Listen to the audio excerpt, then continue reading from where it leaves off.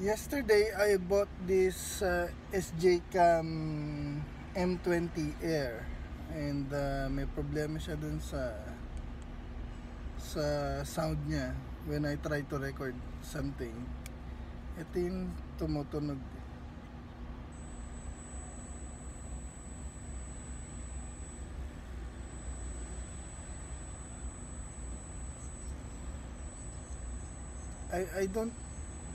I don't think it's normal.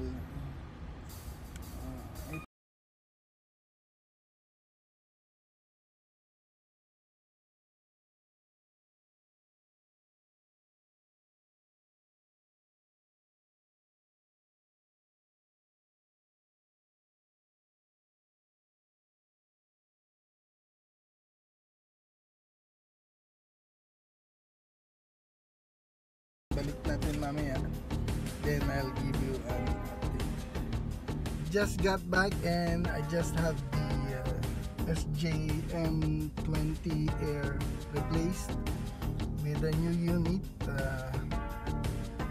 Actually na-test ko na siya kanina, but we're going to test again if the same result kung nag-iingay.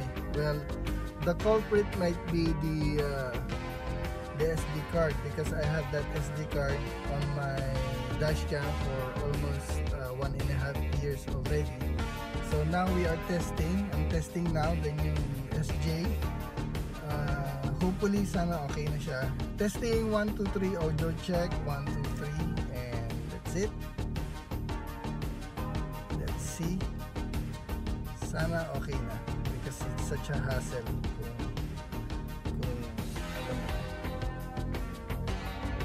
working fine, as you can see.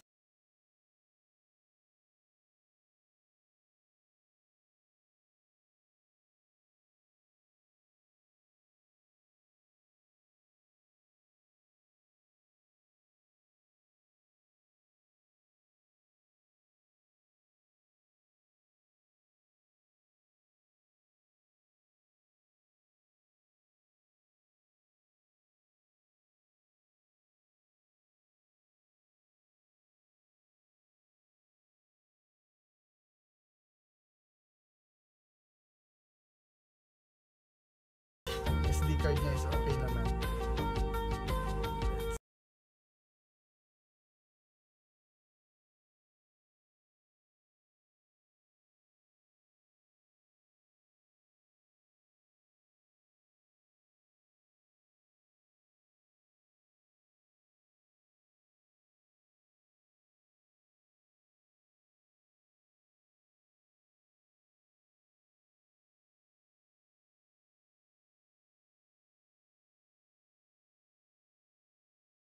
Pag na-transfer na natin sa PC or sa mobile phone, which I did try yesterday, ganun yan, but using sound. So expect more videos, siguro more in-depth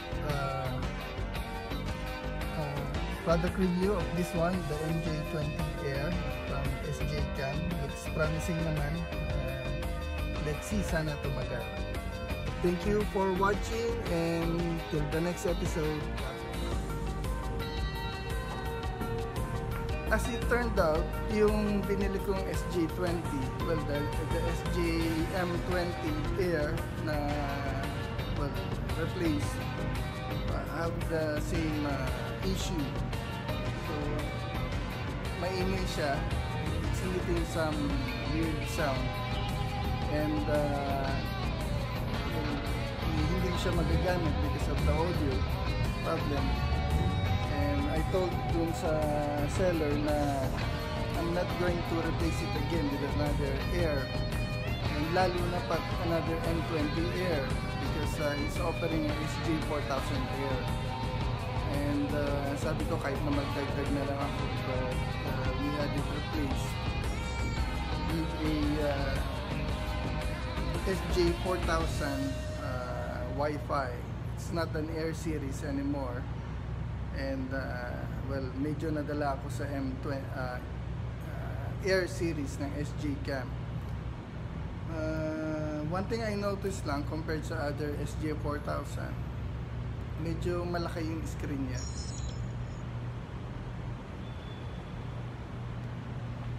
And this unit specifically works very well naman.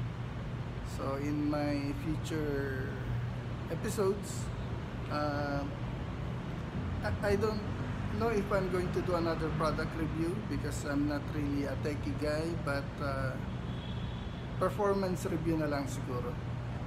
And well, the specs are available online. You can check it online na lang, and other reviews that you can see sa YouTube.